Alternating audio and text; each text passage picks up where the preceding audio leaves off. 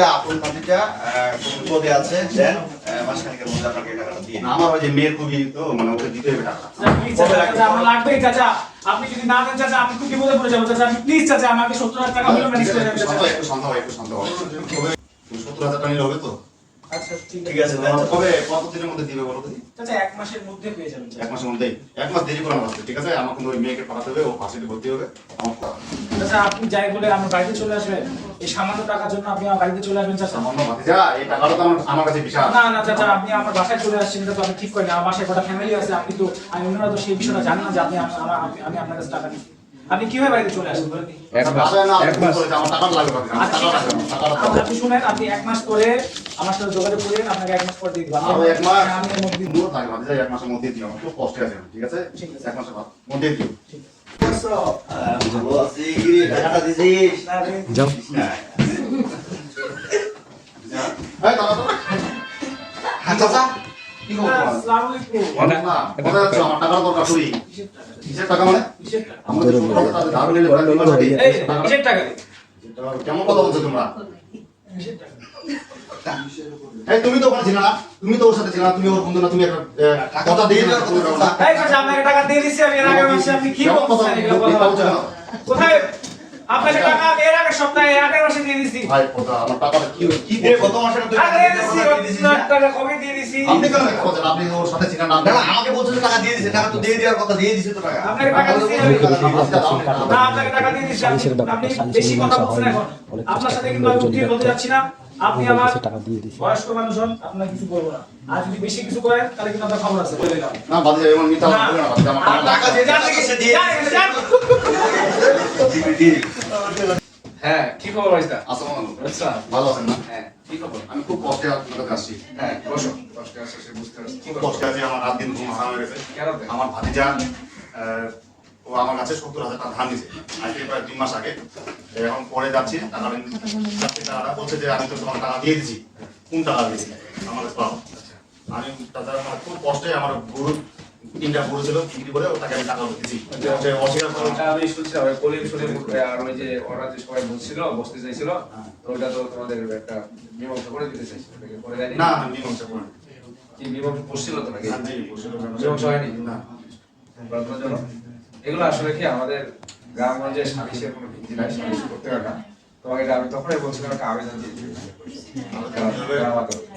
তুমি একটা কাজ করতে পারো, তুমি যদি একা যাও যাইতে পারো, না যদি আমাকে যেতে হয় আমি তো পরিশোধ না দাদা আমরা নিয়ে দেবো, আমি ওগুলো সম্পর্কে কিছু জানি না, গ্রামাত্মক সম্পর্কে কিছু জানি না। আমি তোমার নিয়ে যাচ্ছি, আমাদের যে প্রশাসনিক কর্মকর্তা আছে তার সাথে আমি কথা বলে দেব, আর ওখানে যে অফিসের যে সিস্টেম করবো সেগুলো তোমাকে বুঝাই দেবো।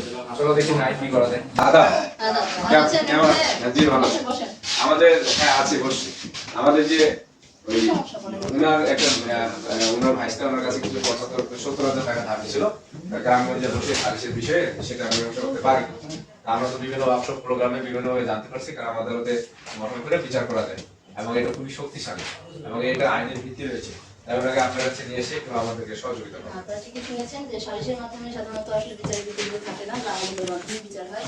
এই বিষয়ে আপনাকে সহযোগিতা করবে আমাদের হিসাব সহকারী। সুখী আপু, আপনি ওনাদেরকে হিসাব সহকারীর কাছে নিয়ে যাবেন। মামলাটা নতুন করুন। স্যার, যে ওনারা মামলা দিতে আসছে। আমাদের ভালো আছে। আমাদের ইনি ভাইস্তাকে 70,000 টাকা ধার দিয়েছিলেন। তো আমরা আপনাদের প্রশাসনিক কর্মকর্তা যে আছে আমাদের, ওনার সাথে কথা বলছি। আপনাকে সম্মানিত 70,000 টাকা নিয়ে নেন। উনি টাকাও ধারের টাকাটাও দিচ্ছেন না, আবার ওনাকে ভয় ভীতি প্রদর্শন করছে। যদিও সালিশে বসছিল, আপনি এখন আমাদের গ্রাম আদালত গঠন করার ব্যবস্থা করে চেয়ারম্যানের সাথে কথা বলে ওনার যে আমরা যেটা জানি ফর্ম পূরণ করে এটা আপনি ব্যবস্থা করুন। আচ্ছা যেহেতু 70,000 টাকার মামলা, 70,000 টাকা যেটা আমাদের 30,000 টাকা পর্যন্ত আমরা এখানে মামলা করতে পারবো। আমরা একসাথে করবো, যদি ওই দিনে হয়ে যায় টাকা দিতে চায় তাহলে ওই দিন হয়ে গেল, না হলে আমরা গ্রাম আদালত গঠন করবো। এনআইডি কার্ডটা নিয়ে আসে। হ্যাঁ নিয়ে আসে। নাম কি? মমতা জ্যোতি। আচ্ছা পিতার মাতা লিখে দিলাম। হ্যাঁ আমরা এই স্লিপটা দিয়ে দিচ্ছি, এই সময়ের মধ্যে এসে এই সময়টা 11টা দিলাম, 11টার মধ্যে চলে আসবে। 20 টাকা নেন আর আপনার বাবাকে হলো 20 টাকা। 20 টাকা নেন আপনি। আমি ওনার ওই যে আমার গরিব অসহায় লোক তো, আচ্ছা, এই টাকাটা আমি দিয়ে দিলাম। ওনার বেটিকে বিয়ে দেওয়ার জন্য এগুলা গরু টরু বেঁচে রাখছিল, বেচারি বেটি করে দেওয়া বসে নেই আর বললেও তো বেঁচে গেলাম আর আমার কিছুই নাই এই যে ভদ্রলোক যে একটা মামলা নিয়ে আসে, মামলাটা ৭০,০০০ টাকা ধার নিয়েছিল। আবেদনটা কোথায়? এই যে যেমন আচ্ছা বলো ৭০,০০০ ধার নিয়ে এখন না দিয়ে বলতে দিয়ে দিয়েছি, এখন বিপদে পড়ে গেছে। এখন এটা আমাদের গ্রাম আদালতে বিচার দিচ্ছে, এটা আমাদের এখানে করে দেওয়া যাবে, যেহেতু ৩ লক্ষ টাকা পর্যন্ত আমরা বিচার করতে পারি, সেক্ষেত্রে আমরা এটা করতে পারি। টাকা কে নিয়েছিল? টাকা নিয়েছিল ওই চেম্বার সাহেব আমাদের ভাতিজা, খুব তাল ভাবনা করে টাকা। ভাতিজা? হ্যাঁ, আপনার কোন ভাই বেটা? ওই যে কামাল ভাই বেটা। ও জায়গাটা খৈটাল? হ্যাঁ, ওটা জায়গাটা খৈটাল? ও টাকা দিবা গেছেন কিবা? চুক্তিপত্র আছে? ডিট করছিলে? হ্যাঁ, হ্যাঁ? ডিট তো এরকম করা হয়নি, কিন্তু মনে করছে যে ১ মাসের মধ্যে দিবে। পর্যন্ত কি করলো? সাক্ষী আছে কোনো? হ্যাঁ, সাক্ষী আছে চেম্বার সাহেব। কে এটা? আমার একটা আত্মীয় ওদের একসাথে গল্প করছিল, আমার ওই আত্মীয়টা আছে আমার সাক্ষী, ওর একটা বন্ধু। টাকা দেওয়ার সময় ছিল তো? হ্যাঁ হ্যাঁ হ্যাঁ, তাহলে সাক্ষী দিবে তো? হাত দিবে। দিলীপ, এটা আইনে কি আছে, কি বলা আছে আমাদের? যে আইনে আছে ৩ লক্ষ টাকা আমরা বিচার করতে পারবো, ৩ লক্ষ টাকার মধ্যে, যেহেতু ৭০,০০০ এর মধ্যেই পড়ে, আমরা এটা গ্রাম আদালত গঠন করে বিচার করতে পারবো। আমরা প্রাথমিকভাবে একটা ডাক দিই, ডেকে যদি মীমাংসা করে দিতে পারি, তাহলে ৩১ বিধি ৩১-এর মধ্যে মীমাংসা হয়ে যাবে। যদি ওর মধ্যে দাবি স্বীকার না করে, আমরা গ্রাম আদালত গঠন করতে পারি। দেখো আমরা এটা চেষ্টা করি। হ্যাঁ, এটা হচ্ছে যেহেতু গ্রাম আদালত ২০০৬ অনুযায়ী আপনার হচ্ছে এটা ৭০,০০০ টাকা, এটা আমাদের হচ্ছে গ্রাম আদালত আইনের এখতিয়ারভুক্ত এবং হচ্ছে আপনি আমাদের ইউনিয়ন পরিষদেরই আওতাধীন। তোমার তো লোকে আচ্ছা, সেই হিসাবে আমরা হচ্ছে আপনার এটা সুষ্ঠু এবং ন্যায় বিচার প্রতিষ্ঠার জন্য আমরা এই আপনার মামলাটা গ্রহণ করলাম। দিলীপ, তুমি এটা আদেশ লিখো এবং হচ্ছে আগামী ৭ দিনের মধ্যে ওই মুরাদকে মানে প্রতিবাদীকে আমার কাছে হাজির হওয়ার জন্য তুমি সমন দাও। আর এই মামলার ফিস দিছে? দিছে। স্লিপ বুঝে পাইছে? হ্যাঁ হ্যাঁ, পাচ্ছি, সিলিপ বুঝে পাচ্ছি। রশিদ কসর আচ্ছা, ঠিক আছে, তাহলে হচ্ছে তুমি এটা সমন দিয়ে দিচ্ছি, প্রতিবাদীকে সমন দিয়ে দিচ্ছি। ৭ দিনের মধ্যে আমাদের গ্রামের আছে, চুক্তি ওকে দিয়ে দিচ্ছি। পাঠাই দাও, আজকে পাঠাই দাও। আচ্ছা, আমি তারিখে যে ৭ তারিখ আছে, এই ৭ তারিখে ১১টার মধ্যে হাজির হতে পারবে। আর একটা ফর্ম দিয়ে দেবেন, আর একটা ফর্মে উল্টা পাশে স্বাক্ষর নিয়ে আসবেন, ঠিক আছে? এই যে আপনার নামে কি সমন এসেছে? কে বানাইছিল সময়? কিসের সময় এটা? এটা আপনি টাকা ধার নিয়েছিলেন, টাকা দেননি। উনি মামলা দুইটা দিয়েছেন। বেটি একটু পাবে হাজির হতে বলছে আগামী ৭ দিনের মধ্যে। চেয়ারম্যান সাহেব যেটা বলছে, হ্যাঁ। হ্যাঁ চেয়ারম্যান সাহেব দলের লোক, সমস্যা নেই, বিষয় দেখে দিবেন, আমার দলেরই লোক, সমস্যা নেই। এটা আপনি- এই দলের কথা এটা আপনি রেখে দেন, আরেকটাতে উল্টা পাশে সিগনেচার করে চেয়ারম্যান যে নীতিবান রে দিবে, ঠিক আছে। তো টাকা দিবে লাগবে রে। আসসালামু আলাইকুম চাচা। আসসালামু আলাইকুম। কি খবর? চেয়ারম্যান সাহেব আসসালামু আলাইকুম। ওই যে বসেন, মেম্বার সাহেব, বসেন। হ্যাঁ, আপনাদের যে বিষয়টা ছিল, আমাদের এই একটা মামলা গ্রাম আদালতে দাখিল করছে মমতাজ উদ্দিন। ওই যে গত সপ্তাহে যে মামলাটা দিল, হ্যাঁ। ৭০,০০০ টাকা ধার নিয়েছিল, ও, আচ্ছা, টাকা দেয়নি। আচ্ছা, আচ্ছা। ওই মামলাটা হচ্ছে বাদী পক্ষ, মানে প্রতিবাদী আবেদন করে থামাই দিল। ও আচ্ছা আচ্ছা, এই মুরাদ, তুমি তো আমার ইলেকশন করছিল না? হ্যাঁ হ্যাঁ, আপনার তোমার কি চাচা হবে? উনি অভিযোগটা দিয়েছে, অভিযোগে উনি উল্লেখ করছে তুমি নাকি ওনার কাছে ৭০,০০০ টাকা নিয়েছো, মামলার সাক্ষীও আছে। এখন তুমি নাকি টাকা নেওয়ার পরে তুমি অস্বীকার করতেছো যে টাকা নাকি তুমি দিয়ে দিচ্ছ, তুমি টাকা দিছিলা? আমি স্যার টাকা দিয়ে দিচ্ছি, আমি ওনাকে ১ মাস আগে টাকা দিয়ে দিচ্ছি চাচা। এখন উনি জানি না কেন এই কথা বলতেছে। তুমি টাকা দিছিলা, তোমার সাক্ষী আছে, দেওয়ার সময় সাক্ষী আছে কোনো? না এই মিথ্যা কথা কইস না। আপনাকে আমি টাকা দিচ্ছি, আপনি বলেন মিথ্যা কথা বলছেন। পরিষদ, এটা পরিষদ, চেয়ারম্যান আছে। না, না, আপনি খবর বলি ভাই না কিন্তু বলে দাও। এই, এই মামলা কেমন আচরণ করতেছে? এই গ্রাম পরিষদ আছে। এই আপনাদের সামনে কেমন আচরণ করতেছে? এটা তো অভদ্র।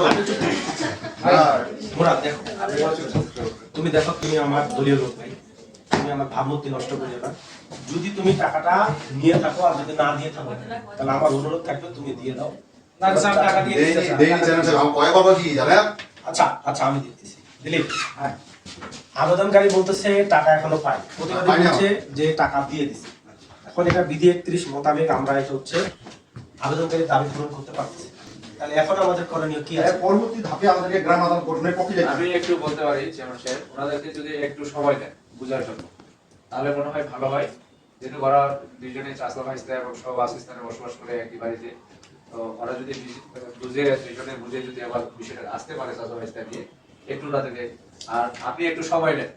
মেম্বার সাহেব কিন্তু চমৎকার কথা। মোরাদ সাহেব, আপনি একটু সময় দেন, আধা ঘন্টা। আমি টাকা দিয়ে দিচ্ছি আমার, আমি আমি কেন বলি আগে, আপনি বুঝে দেখেন, আপনাকে গ্রাম আদালতের যে আইন কানুন আপনি জানেন না বলে আপনাকে বলি, এখান থেকে যদি প্রমাণিত হয় আপনি টাকা নিয়েছিলেন, এটা যদি শেষ পর্যন্ত যায় আপনার টাকা দিতে হবে। যদি আমরা প্রমাণিত আপনি না করতে পারেন, আপনার বাড়ির যা কিছু আছে এইটা পর্যন্ত বিক্রি করা পর্যন্ত আপনাকে টাকাটা আমরা দিয়ে আসতে পারবো। তুমি আগে আপনারা আমাকে ভয় দেখাচ্ছেন।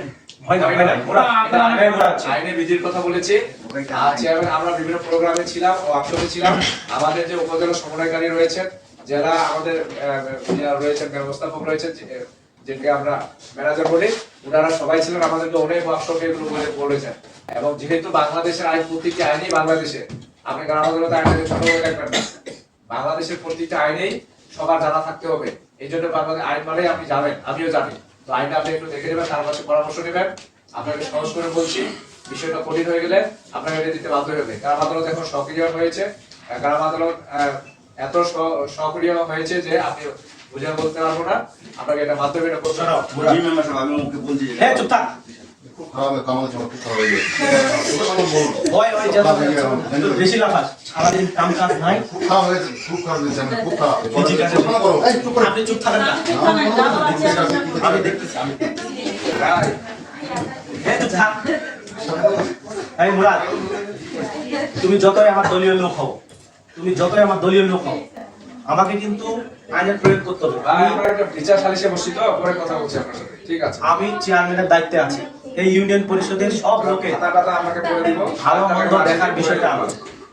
তুমি আমার যতই দলীয় লোক হও, আমাকে কিন্তু আইনের প্রয়োগ করতে হবে। তুমি যদি বিচারে যদি প্রমাণ হয় যে তুমি টাকা নিছো এবং টাকা দাও নাই, তাহলে কিন্তু আমি দেখবো না তুমি আমার কর্মী, আমার দলীয় লোক, এটা আমি কিন্তু দেখতে পারবো না।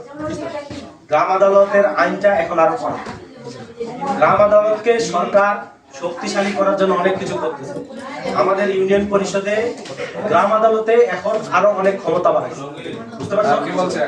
এই তুমি 70,000 টাকার জন্য, আমি খাইলাম 70,000 টাকার জন্য আমি কিন্তু তোমাকে টাকাটা তো তোমাকে দিতেই হবে। আবার দেখা গেছে যে আমরা 3 লক্ষ টাকা মতো জরিমানা করতে হবে। যাই হোক, আমরা আমাদের যেটা দায়িত্ব ছিল বিধি 31 মোতাবেক দুই পক্ষকে ডেকে সমঝোতার মাধ্যমে, নাকি মেম্বার সাহেব, সমঝোতার মাধ্যমে মীমাংসা করে দেওয়ার চেষ্টা করছি। এতে তোমাদের মধ্যে সম্পর্ক ভালো থাকতো, কিন্তু এটা তো হলো না। অতএব আমরা আদালত গঠনের দিকে যাইতে হবে। তাহলে দিলীপ, তাহলে আইনে কি বলা আছে এখন? এখন বলা আছে যদি বিধি 31 মধ্যে না হয়, জি, তাহলে এদের দুই পক্ষকে সদস্য মনোনয়নের জন্য 2 জন করে 4 জনের নাম দেওয়ার কথা বলতে হবে। আচ্ছা, একজন হচ্ছে ইউপি আদের মেম্বার হবে, আর একজন স্থানীয় ব্যক্তি হবে। করেন কি গঠন করবেন করেন। আচ্ছা, আমার কোনো ইয়ে করেন, বুঝতে পারছেন? দুই পক্ষ বুঝতে পারছেন তো? কি গঠন করবেন করেন। আমরা এখন গ্রাম আদালত গঠন করব, আর গ্রাম আদালত গঠনের জন্য এই চৌকিদার সাহেব, বাইরে কে গল্প করতেছে, ওগুলো থামান তো, জানো দিলে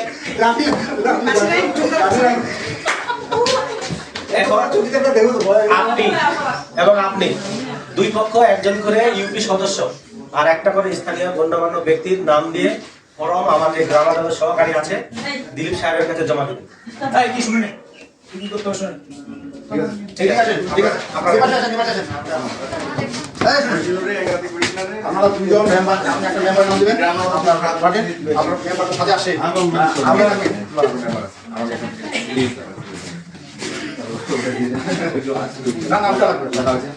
আর আপনি আপনার ওয়ার্ডে একটা মেম্বার দেবেন, সাথে আপনার পক্ষে কথা বলার জন্য আপনার স্থানীয় একজন লোকের নাম দেবেন, যে আপনার পক্ষে কথা বলবে। ঠিক আছে, এই যে ফর্মটা নেন, এই ফর্মে আপনার নাম লিখে দেবেন।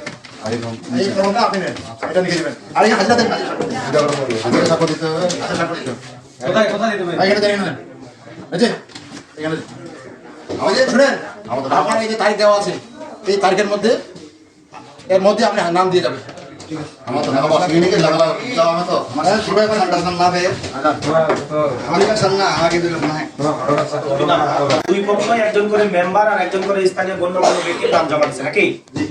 আচ্ছা, তাহলে তুমি আদেশনামায় লেখো যে এই যে উভয় পক্ষে হচ্ছে একজন করে মেম্বার এবং হচ্ছে একজন করে স্থানীয় গণ্যমান্য ব্যক্তি এবং ইউনিয়ন পরিষদ চেয়ারম্যান হিসেবে আমি, এই মোট 5 জনকে নিয়ে এই যে বিরোধ নিষ্পত্তির জন্য গ্রাম আদালত গঠন করা হলো। তুমি হচ্ছে মৌখিকভাবে উভয় পক্ষকে তো জানাই দিছো নাকি? তাহলে হচ্ছে এই আদালতের হচ্ছে অধিবেশন হবে। তো এই প্রথম অধিবেশনে আমাদের যে মেম্বারেরা আছে গ্রাম আদালতের মনোনীত সদস্য, ইনাদেরকে প্রথম অধিবেশনে আসার জন্য, যোগদান করার জন্য তাহলে চিঠি মারফত জানাই দেন। ঠিক আছে? যেটা অংশগ্রহণ কাজে অনুরোধপত্র দেওয়া হবে, এটা অনুরোধপত্র পাঠাই দেন। আচ্ছা, ঠিক আছে। হ্যাঁ, ঠিক আছে। দেখে মাদার, ওই যে আজকে যে মামলার ডেট ছিল, ওই মামলার আবেদনকারী চলে আসে। আপনার অফিস আছে, এর মধ্যে আমাদের প্রতিবাদী চলে আসবে। তো আসলে কি আমরা বসবো নাকি? নিয়ে আসুন। আচ্ছা। এই রামলি, তুই এদিকে আসেন। আসবেন না। চলে আসেন আপনি। ওই আমি ওনাকে ডাকছিলাম যে আপনি আসেন কিনা সেটা জানার জন্য। আসেন না? আসি, আপনারা আসতে বলতেন, আসি। আচ্ছা, ঠিক আছে। চলেন চেয়ারম্যানের বসে স্বাক্ষর নিয়ে নাও। এই শুনুন, এখানে স্বাক্ষরটা দিয়ে দেন। আপনারা আজকে দিয়েছেন স্বাক্ষর। আপনি স্বাক্ষর দিন। ঠিক আছে, আসেন চেয়ারম্যানের বসে। বসেন, সবাই বসেন। বসেন, সবাই বসেন। সবাইকে আসসালামু আলাইকুম, আদাব। সবাই ভালো আছেন তো না? আপনারা সবাই জানেন যে মমতাজউদ্দিন এবং তার ভাতিজা ওনাদের মধ্যে 70,000 টাকা ধারে গ্রহণের পরে যে হচ্ছে না দেওয়ার অভিযোগে এই যে আজকের এই বিরোধ নিষ্পত্তির জন্য ইতিমধ্যে আমরা হচ্ছে আদালত গঠন করেছি এবং আদালতের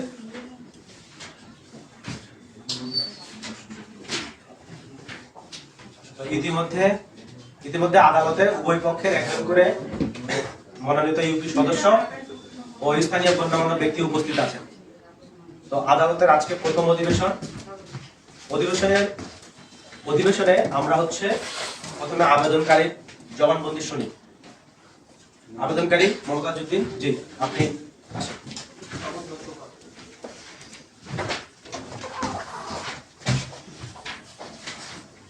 আমি আমি আপনার নাম বলেন।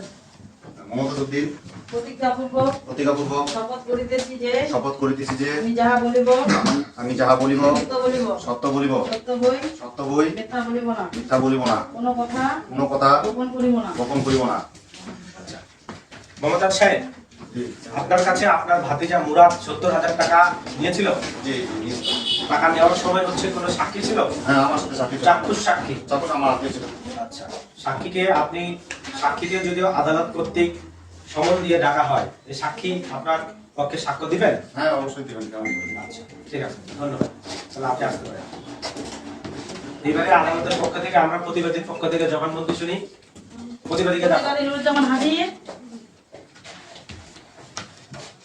বলেন আমি আপনার নাম বলেন। নুরুজ্জামান। প্রতিজ্ঞাপূর্বক শপথ করিতেছি যে আমি যাহা বলিব সত্য বলিব, সত্য বই মিথ্যা বলিব না, কোনো কথা গোপন করিব না। আচ্ছা, আমরা উভয় পক্ষের জবানবন্দি শুনলাম। উভয় পক্ষে জবানবন্দি শোনার পর গ্রাম আদালত আইন 2006 অনুযায়ী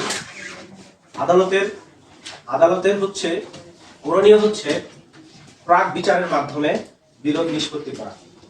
এখানে আবেদনকারী প্রতিবাদী উভয় পক্ষে হাজির আছেন এবং তাদের পক্ষে মনোনীত সদস্যরা হাজির আছেন। তো আমি এখানে আবেদনকারী মমতাজ সাহেব এবং প্রতিবাদী মুরাদ সাহেবকে উদ্দেশ্য রয়েছে, আপনারা কি আপনাদের বিরোধটা এই আদালতে এবং আপনাদের পক্ষে মনোনীত সদস্যদের উপস্থিতিতে আপোষে নিষ্পত্তির জন্য আপনারা কি ইচ্ছুক আছেন? ইচ্ছুক আছি। মুরাদ, আমি টাকা দিয়ে দিছি। টাকা দেয়নি। আমি টাকা দিয়ে দিছি। আচ্ছা, ধন্যবাদ আপনাকে। এখানে অত্র আদালতের অনুধাবন এই যে আবেদনকারীর দাবি এখন পর্যন্ত পূরণ হয় নাই এবং আদালতের সামনে উভয় পক্ষ আপোষে নিষ্পত্তির জন্য আগ্রহী নয়। এই জন্য আমরা আজকের এই অধিবেশন এখানে সমাপ্তি ঘোষণা করছি এবং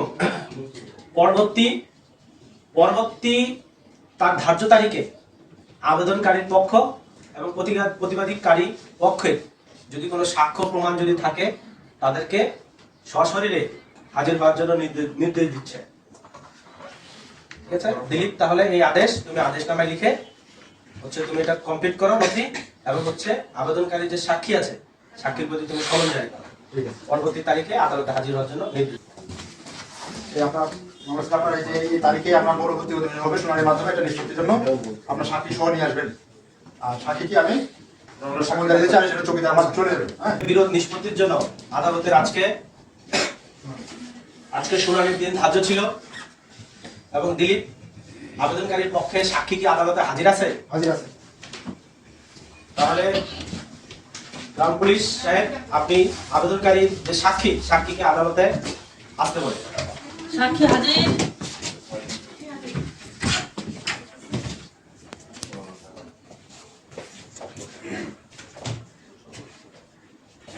বলেন, আমি নাম বলেন। আমি মোহাম্মদ কবিরুল ইসলাম প্রতিজ্ঞাপূর্বক শপথ করিতেছি যে প্রতিজ্ঞাপূর্বক শপথ করিতেছি যে যাহা বলিব আমি যাহা বলিব সত্য বলিব, সত্য বলিব, সত্য বই সত্য বই মিথ্যা বলিব না, মিথ্যা বলিব না, কোনো কথা কোনো কথা গোপন করিব না। গোপন করিব না। আচ্ছা, কবির সাহেব, আপনি আবেদনকারীর পক্ষে মান্য সাক্ষী।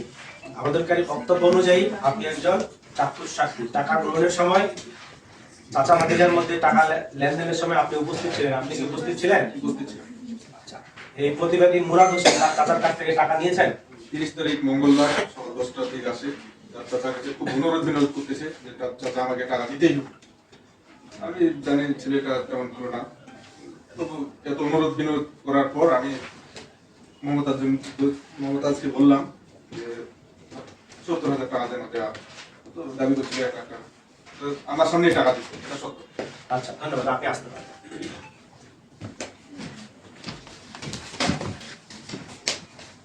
আবেদনকারী এবং প্রতিবাদীর পক্ষে কোনো সাক্ষী হাজির নেই এবং উনি মান্যও করেন না। এবং আবেদনকারী সাক্ষীর জবানবন্দি আমরা শুনলাম। সদস্যগণ, আপনারা এখানে ইতিমধ্যে সাক্ষীর জবানবন্দি শুনলেন এবং আবেদনকারীর বক্তব্য, প্রতিবাদীর বক্তব্যও শুনেছেন। এখানে বিচার্য বিষয় যেটা নির্ধারণ করা হচ্ছে যে প্রতিবাদী আবেদনকারীকে 70,000 টাকা ধারের টাকা ফেরত দেননি। প্রতিবাদী আবেদনকারীকে ধারের 70,000 টাকা আগামী 7 দিনের মধ্যে পরিশোধ করবেন এবং গ্রাম আদালতের মাধ্যমে বিবাদ নিরসনের জন্য চেষ্টা না করার জন্য, সহায়তা না করার জন্য প্রতিবাদী মুরাদকে অত্র আদালত কর্তৃক আমরা 5,000 টাকা জরিমানা ধার্য করব। এই রায়ে আপনারা কে কে সম্মত আছেন সেই হিসেবে আপনারা গোপন ভোটের মাধ্যমে এখানে সম্মতি প্রকাশ করবেন। আমরা ভোট করব। রায়ের পক্ষে।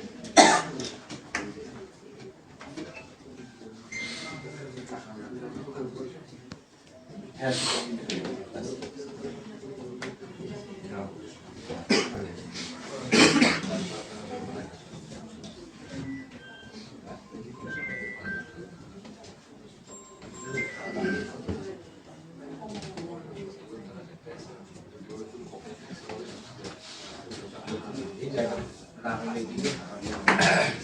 এই রায়ের পক্ষে যদি হন তাহলে এই পাশে ভোট দিবেন, বিপক্ষে হলে এই পাশে।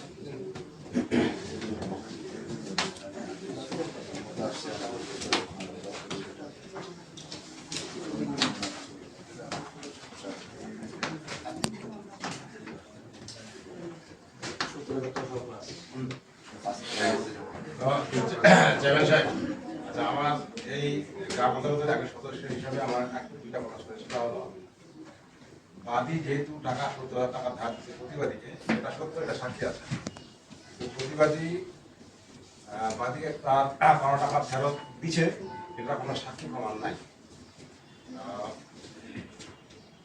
সেহেতু বাদীর 70,000 টাকা সে ফেরত দিচ্ছে, এটা যেহেতু সাক্ষী নাই, এই 70,000 টাকা গ্রাম আদালতের ইয়া হিসাবে তার বকেয়া ট্যাক্স আদায় করার যে পদ্ধতির সিস্টেম আছে, সেভাবে আমরা ওনাকে এই টাকা পরিশোধ করে দেবো, রায় দেওয়া যেতে পারে।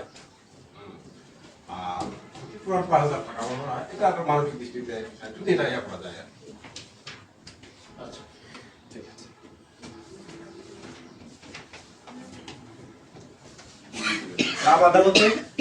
গ্রাম আদালতে মনোনীত সদস্য, এই সদস্যদের বিবেক বিবেচনার প্রেক্ষিতে আদালতের যে রায়, পূর্বের রায় ছিল যে ধারে গ্রহণকৃত 70,000 টাকা ফেরত এবং 5,000 টাকা জরিমানা, আদালতের সদস্যদের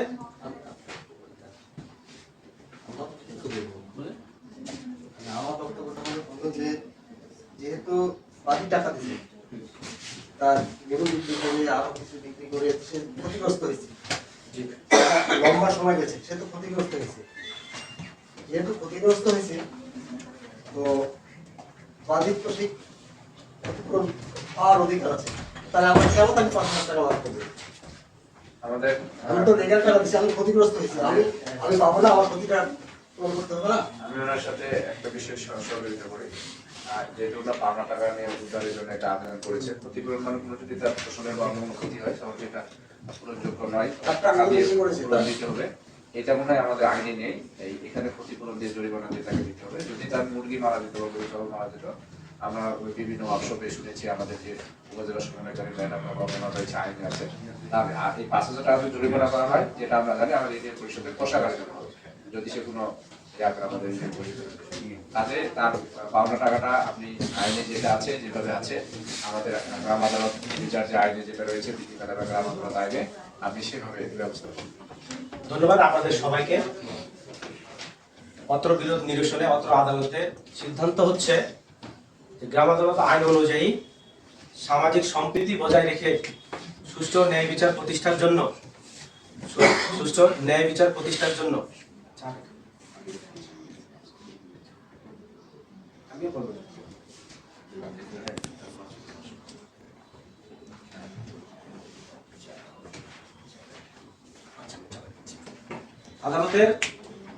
আদালতের রায় এই হচ্ছে যে প্রতিবাদী 70,000 টাকা ধারে গ্রহণকৃত 70,000 টাকা আগামী 7 দিনের মধ্যে আবেদনকারীকে প্রদান করবে এবং সামাজিক সম্প্রীতি বজায় রাখার জন্য আমরা কোনরূপ জরিমানা ধার্য করছি না।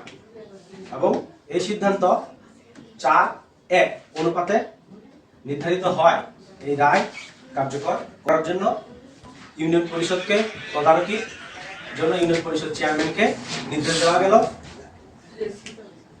দিলীপ হচ্ছে এই রায় তুমি আদেশনামায় লিপিবদ্ধ করো এবং হচ্ছে আগামী 7 দিনের মধ্যে প্রতিবাদী মুরাদকে এই টাকা পরিশোধ করে এই টাকা আবার ইউনিয়ন পরিষদের চেয়ারম্যান এবং মনোনীত সদস্যদের উপস্থিতিতে আবেদনকারীর কাছে বুঝাই দেওয়ার জন্য ব্যবস্থা করো।